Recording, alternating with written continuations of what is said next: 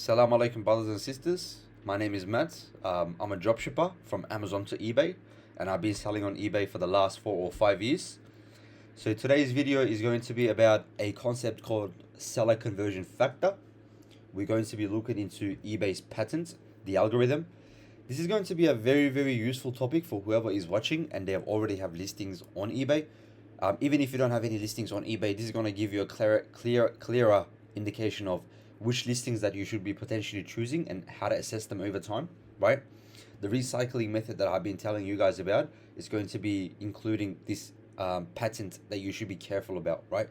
So let's get along. So this pattern this is the name of it. I don't know if you want to look for it, you can. But here's a summary of that. So the core concept is the seller conversion factor. And what is the seller conversion factor? It's a key metric that eBay uses for their ranking algorithm to assess the quality and legitimacy of a seller's listing.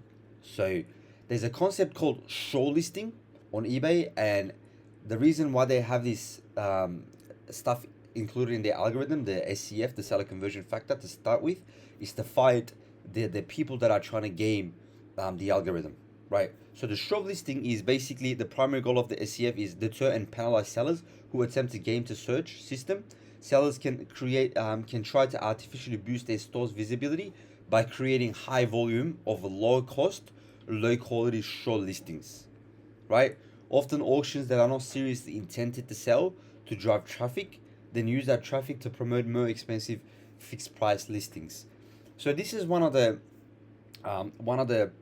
ways that Amazon private labelers reel in people. They will show you a highly demand item as a parent listing. So the one that they will be advertising would be the low pricing and then high demand item. Once they suck the customers in, they will be showing them a better quality images and then better or more thoughtful of the same products in an upgraded version, and then they will upsell them into a sale. So let's say that a majority of the people will click on let's say black cases, but then it will be only $5, and the other listing, let's say, which is an orange case, but they will just like make the listings appear so beautiful, so high value. They will spend more time on the images, and then they will charge it for $10 because there's a variation difference.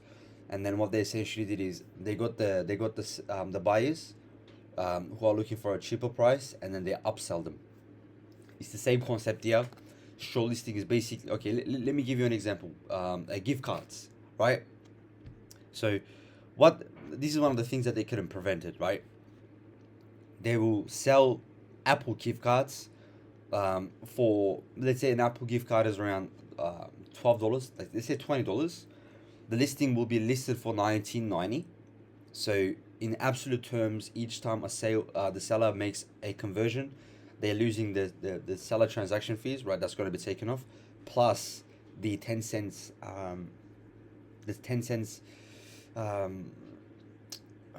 outbidding that they're going to lose, which they have to pay $20. So that 10 cents loss is going to be lost from the buyer. But what that's going to allow them to do is increase the other product variation that's within that listing. I'm not sure what they would include, but it could just be anything, right? This is just one of the examples that just came on top of mine. I'm very sure there are better examples out there, but just you get the gist. So let's move on. The SCF mechanism is designed to detect this abusive behavior and automatically lower the search ranking for listings from non-performing sellers, right? So the way they do this is how the formula works. The seller conversion factor is calculated as a ratio over a defined historical period, example the past 30, 60, or 90 days. So this is a concept that's very highly tied, if not has a direct correlation with a formula called sell-through rate. So the resellers, the metric that they have to follow is called a sales through rate. What that is the time that they've listed the item versus the time that it took for them to sell, and they will always try to find items that have high seller through rate, right? So then they can list the item, and the item will be sold quicker in comparison to the other listings that are not in high demand, right? So what that allows them to do is get high demand items, list them, and then sell them quicker, and then have their conversion quicker, and that money cycling them, the money spinning wheel is going to be happening a lot faster. So they don't know why this happens, But the shortlisting policy, the seller conversion factor, is the primary reason why, if not one of the primary reasons, why resellers are getting their sales, and why they're focusing so much on seller through rate. Majority of the resellers don't even know why, but which is one of the biggest reasons why they have to. The algorithm favors items that have a higher sell through rate, right? Is the primary reason why this was made, as I mentioned, was to stop the penalize the short listings, penalize the sellers that are trying to gamify the system. Okay, so just to give you a bit of concept, eBay had to spend around 60 billion, I think, billion or $1 million in developing all of these algorithms, including the seller conversion factor. So they spend a lot of money in developing the algorithm, and they take this shit very seriously. Okay, so make sure that you're playing by the rules. Don't try to outgame the system, because you will be unsuccessful. If you aren't hit with the SCF, you'll be hit with other algorithmic stuff that they included in there. Okay. So the formula is seller conversion factor equals, so what the seller conversion factor is, the total of all of the listings that you have in your item, in your store, divided by the successful listings that has concluded a conversion. So how many listings you have divided by how many listings that you have put out there. Right, sorry, it's the other way around. How many listings that you have on your store divided by how many of them are successful. Okay, plus sell-through rate is also including this, as I mentioned. The sell-through rate is how long ago you've listed the item versus how quick it sold. Okay, that also plays into the seller conversion factor as well. That's one of the primary calculations also, of the seller conversion factor. And as I said, all of these things tie into each other, right? It's like a tree of branches. Each of the trees have got branches, and within those branches have got other branches, and so on, right? So the seller conversion factor, you should be taking it very seriously. So how can you use this, right? I know that I'm explaining this, but I'm going to get to how you could use this for your advantage at the end of the video. So stay tuned. The calculation of the seller conversion factor, right? The system employs two-step processes. It's going to be times again with the listing quality score. Let's get to it. Step 1, calculate the first sum. So the system identifies and calculates the first sum based on a specific set of the seller's listing. So they have a batch of the listings that they calculate that you put out there earlier. This set is subset of all the seller's active or recently ended listings. Okay, very, very important. Recently ended listings. So there is no way getting out of this, right? You got to keep listing items that are performing very well. The only way that you can find these items is to test them. So the seller conversion rate will catch up to you either one way or another. But over time, you can increase the seller conversion factors bit by bit, right?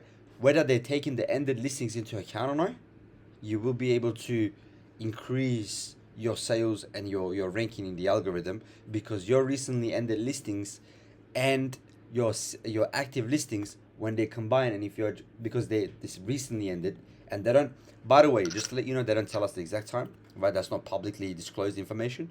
That's a secret thing that they keep for their algorithm. It might even be dynamic, right? They might just be like, oh, okay, in order for the people to not find out, we'll maybe taking 14 days into account, and the next day is going to be 15, and the next day is going to be 30 days. So they probably is just a dynamic thing if I had to put my guess onto it. So let's move on. Inclusions. The set is typically focused on particular listing type, such as all the seller's auction listings or all of their fixed price listing. Okay? Particular listing type. So if you have auction listings versus the fixed price listings, these are going to be evaluated separately, right? There's going to be two batches. One of them is whatever you have for your auction. The other one is whatever you have for buy it now, so fixed price listing, which is if you're a dropshipper, that's what you're going to be using, right? So you're not going to be, most likely you're not going to even be evaluating auction listings, because you're not going to have any listings that are going to be auctioned, right? But if you do have something that you want to sell for real, like from yourself, and you put in auction listing, don't worry, that's not going to be affecting your fixed price listing, because they're taken into different batches. Okay, the time listing, the listings included must have been active or ended within predetermined recent period. For example, last 90 days. This is just an arbitrary 90 days. It's, as I said, the date is not publicly displayed, so we don't know. Okay, So don't take the 90 days as a realistic number, as a legitimate number, right? Because I'm not telling you that. It's just an arbitrary number that I told you, that I put in here, so then I can give you guys the example in order for me to like further explain my point. Anyways, the listings included must have been active or ended within a predetermined recent period, right? So the listings that are going to be taken into these batches and be evaluated by the algorithm has to be taken into a recent period. So if you have a listing that you ended 180 days, best bet it's not going to take it into consideration. That's too far out, right? What could be taken into consideration would be 30, 60, 90 days. This is an assumption. It's just I'm thinking about the other factors that the algorithm is going to be taking all the other things into account, which you guys don't know because I haven't explained you, right? So if I had to put my best belief on it, even these things will have different evaluations. For example, the most recently ending, let's say the ended listings within the last 14 days will have a higher contribution factor. So let's say out of 100, the last 14 days will be taken into account evaluation of 90%, versus the items that are ended in the last 30 days will have a lesser weight, meaning that it will be like, even it may be included, but it will only be included 30%, right? So there could be a dynamic, there could be a dynamic evaluation like that as well. If I had to put my best guesses out there, I would think that they have some sort of a certain time frames, and then the weighing would be according to the time frames, the recent ended period timing, right? So don't be like, oh, okay, I don't think it's a hard threshold is what I'm trying to get to. Don't be like, okay, I've ended these for the last 30 days, so all of these are going to take into account. Yes, plus the weighing will be different. How much magnitude of how much it's going to affect will be different. Okay. And then they calculate the second sum, which is the successful listing. So the recently ended, let's say that it will be taken into account, times the second sum, the successful listings, right? Times how many active listings that you have on your store. All of these things will be taken into a mathematical calculation, mathematical evaluation. Again, the magnitude of which one affects it the most is not publicly disclosed, but from what I know, from if I had to make guesses, from like just thinking about the other algorithmic points in my head that I'm aware of as of today, I would assume that the active listings will have a higher magnitude of an affection versus the ended listings. And if I had to go further, versus the 14th day will be different versus the 30th day when it comes to ended listing. So think of it like this. Active listing is the most important factor as of the calculation. The second weigh-in will be the recently ended, and the third one would be the items that I've ended after 30 days, right? If I had to put my best guesses out there. And again, 30 days, the 14 days, the active listings is obviously is an absolute term because they are listing as we're speaking right now. They are active, right? So I don't think they're going to have like different evaluation. Maybe they might, according to which well, they actually would, because according to when you've listed them. But with the ended listings, I would assume that different ended time periods will have different magnitudes of an affection when the calculation is taken into consideration. So again, algorithm is very, very, very complex. As I'm explaining you this, you might have like a brain fog, right? You might be like, oh my god, maybe like you may think that I'm not explaining it clearly. It just isn't it. It's just very complex, and you don't have to worry about all of them. I'm running over for the people that want to listen to it, but at the end of the video, I'm gonna be going over to what you can do about this in order to increase your sales. Okay, the systems that identifies and calculates the second sum from the same set of listings. So the same set meaning the fixed price listing versus the auction listing, right? This sum only includes the successful listings, right? The second sum only includes the successful listing. The first one will be ended, right? Definition of success: a successful listing is generally defined as the one that has concluded a completed sale. So I'm not talking about the click-through rate, the conversion rate. There's another concept that's called total conversion rate. These things include all of these, right? So the time that the buyer went into the searching tool, which is eBay in our cases, typed in a keyword such as black mouse, has a bunch of listings that was loaded, From those listings, they decided to click on your listing. From clicking on your listing, the percentage has converted, meaning that turned into a sale. All of these processes are called total conversion rate, right? And what they're saying is the definition of success when it comes to the when it comes to the conversion rate, successful listings, they're talking about all of these processes, right? All of these steps, all the way to the conversion rate where they have paid for it. Okay, again, branches have got branches. Click-through rate is going to be another topic that I can talk about, and the conversion rate is going to be another topic that I can talk about. Even these concepts have got different branches within them. Very complex, right? That's why I highly recommend for you to get yourself somebody that knows, because guess what? You can step all of these, you can skip all of these steps, get straight to making money, and learn as you're making money. Versus you doing a deep dive, and by the time that you realize what's going on, you're just gonna be like, oh my god, I don't even know what the hell is going on here. I'm so confused. Okay, work with someone that already knows what the hell is going on, because your probability of finding all of these and then starting an eBay business is zero, right? It's not even 0.1, it's 0%. You just won't be able to find it out about yourself, right? And then again, I've got a lot of I'm a member of a lot of communities, right? I'm with a lot of communities out there. I speak to thousands of dropshippers every single day, so like I get consistent exposure to these things, the algorithm, and I have active stores that I'm running every single day as I'm speaking to you guys. Again, first of all, I'm not a YouTuber. First of all, I'm not a video guy. First of all, I'm a seller that is actively selling with you guys.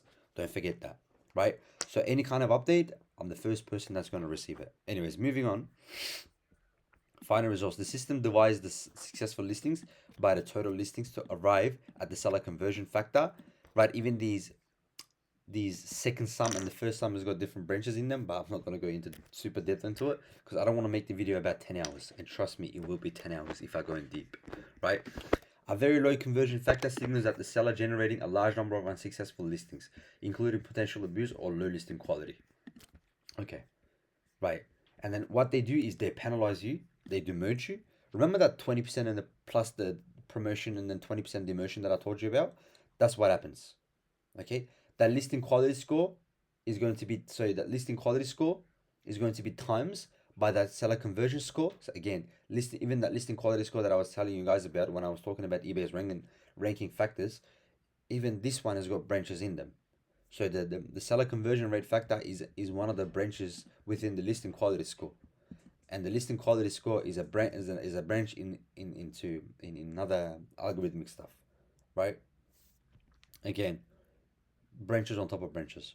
The final search rank of the item, often called the best match score, is calculated using a variety of factors, including relevance, price, shipping cost, and the listing quality score. So every single move that you do, you're getting evaluated on it. It doesn't matter what you change, they have a valuation for every single thing that you can do. You know what's amazing? Even your duration on the website as a seller, how much time that you spend on the website has an algorithm that's calculating it. The weighing may be different. I don't think that's going to matter like as much as your listing quality score, but best bet you believe it matters. If given everything the same, if I was spending like 10 hours on the website just scrolling, eBay will put me in the first page versus you doing the same things but you're spending only 2 hours on the store, and I'll win. Yeah, that is how it works, right? Anyways, and then they just give you a penalty and demote you. Let's say you have a very bad seller conversion factor, but you got a lot of listings, but majority of them are not performing, and you're just like, this sucks. And then your conversion rate, your total store's conversion rate, which I'm gonna put a screenshot of here, but and to explain you guys, that's directly correlated with how much sales you're gonna get. I'm gonna provide a few examples right as I'm speaking. You should see some on your screen appearing, right?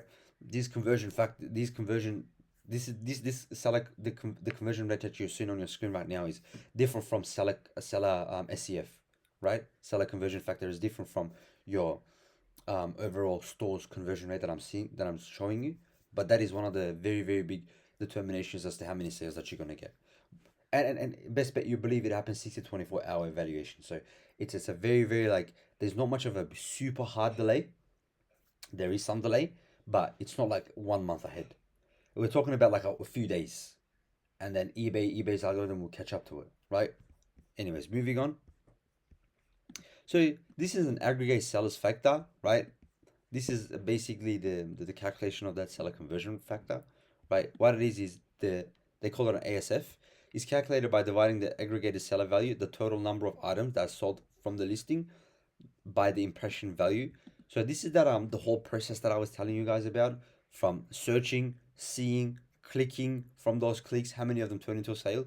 That's what the ASF calculation is, right? Total number of items sold from the listing by the impression value, the total number of listings appeared to this. So like bunch of the listings appeared, how well you're doing, how well you're converting, all of these processes in comparison to your other sellers.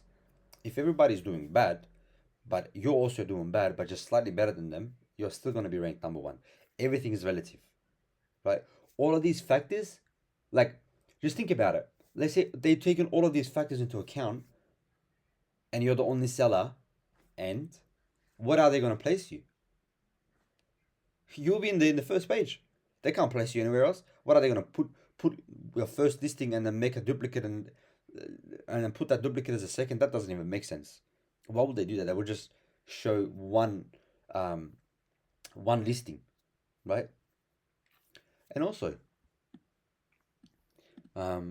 this is the end of the video, and I'm going to tell you what you can do to improve your sales here. But before that, I want to tell you something else, right? Also, there's another, even though you may be doing very good, right? But if you're selling the same product with 50 different people, and let's say that your overall score 1 out of 10 is like 8, and another person is selling a slightly different item, but their overall sale is 6, you know what's going to happen? You're going to be ranking number 1. So, okay, 3 people. You, the seller who's selling the same item, and another seller that's selling a different item. You are the best. So 8 out of 10. The second seller, who's exactly the same, given everything the same, is selling everything the same, but their listing is ranked 7. So like meaning like they're just one point lower than you, and they're selling the same item. Third, the person that's 6 out of 10, so is slightly lower than the second one, but is selling a different item. So in this calculation, even though the third person is evaluated to be less of a successful seller, what's going to happen is, because the variety is included in the algorithm, they're going to rank second, even though they're performing less than the second person. But because they're selling the same item as us, eBay is going to put us at the top, and the third person second, because they're providing a variation.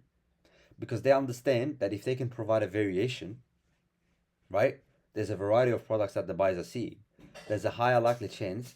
So there's a concept called you gotta satisfy buyers searching.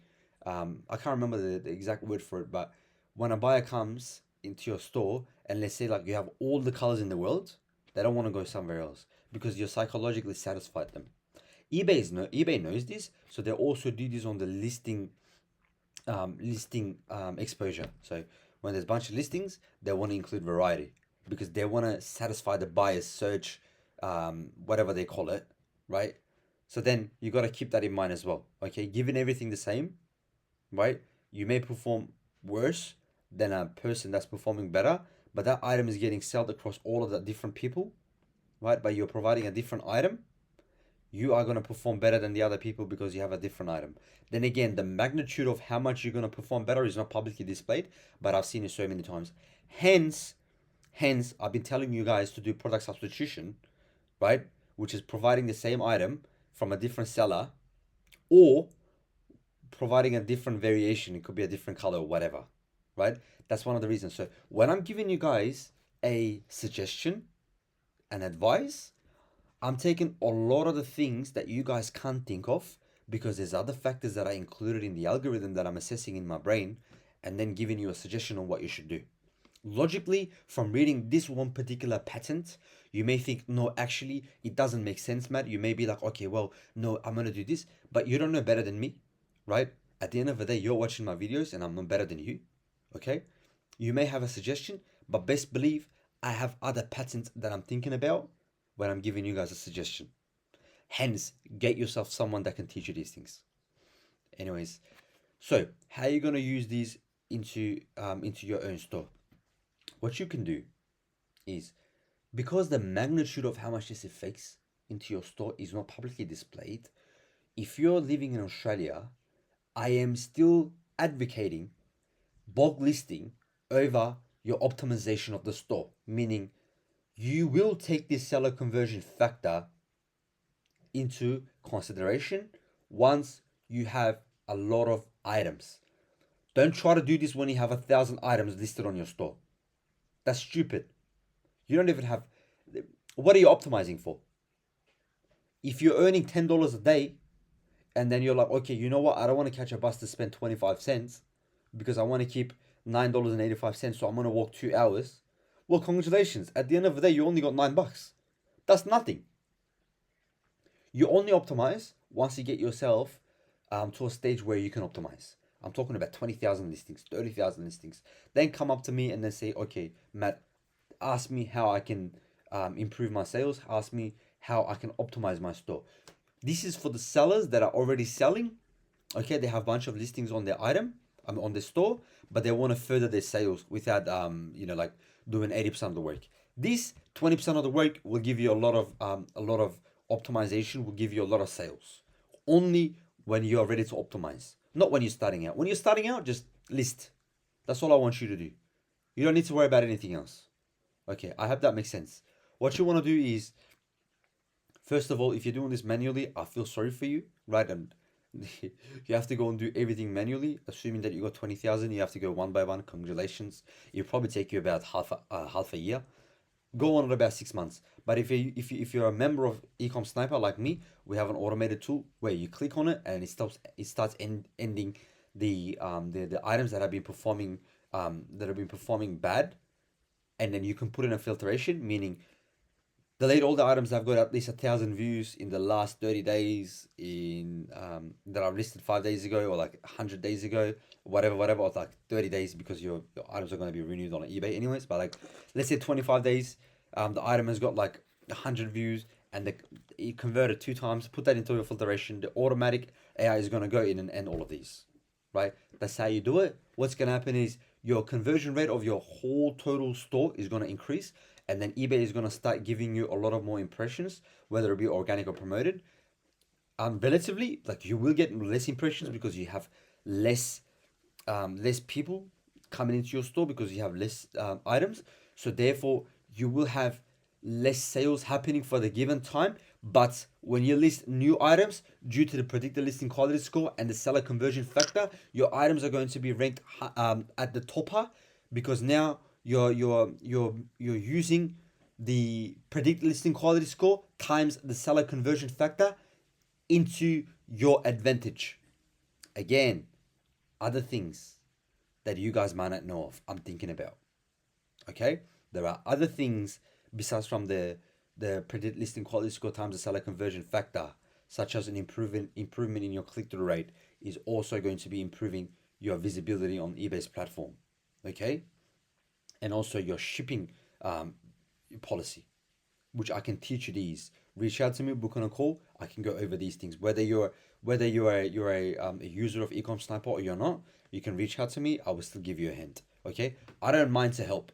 I'm okay to help. Anyway, so these are the things that I want you to do. And all of those items that have been performing bad, there is no hard threshold. There is no strict rule, because what works for me may not work for you. But the algorithm, this works for the algorithm. Okay, there are objective truth and there are subjective truth. Your subjective truth may be, okay, because the reason why you might have subjective truth, because your percentages, your conversion rate, your click-through rate, your seller conversion factor, your overall business scores are different from mine. So therefore, you're going to see different results when you implement these. But it's not going to be like, oh, I saw one sale increase and then Matt saw 1,000 sales increase. It's not going to work like that, right? We're talking about give or take maybe 20% difference and 10% difference. But then again, it's worth of a trial. So try, let's say, N items that have been performing very bad. And then once you see a bit of improvement, go to the items that have been performing just a little slightly worse. And then from there, make your way up. And then you're gonna come to a point where, track your profit. You're gonna come to a point where your profit is start declining. Then you're like, okay, this is my threshold. Okay. Your number one metric that you should be recording at all times is Yes, your conversion rates and then all of these things matter for optimization within the store. Always track your profit at the end of the day. Whatever, let's say that you got very shit metrics with a given factor, but your profit was the highest in that time. What are you optimizing for? You're optimizing to look good in the eyes of the eBay, or you're optimizing to get a lot of money? I would be optimizing to get a lot of money, squeeze the most amount of juice. So therefore, your primary key metric, the number one, the mighty mighty is the profit. Always be tracking. That's your number one. If you're not tracking anything, track your profit. So these things are going to be subjective, but what is objective is this shit works. That's objective. I hope this all makes sense. If you have any questions, let me know. If you want me to make further videos about how to do a deep dive into algorithm, just let me know. I can make this is only 30 minutes of video or 35 minutes, whatever, but this topic can go on for 3 hours, 5 hours, 10 hours, 1 year, right? Let me know what kind of videos that you guys want to see, and I'm gonna put I've created a Discord channel. Feel free to join. I'm gonna put that into the description, and there's also my calendar link. You can book in a call from there as well. Nonetheless, assalamu alaikum, brothers and sisters. Look after yourself. Be well. I wish you all good luck in your journey, and I hope to speak to you and see you in the future. Take care.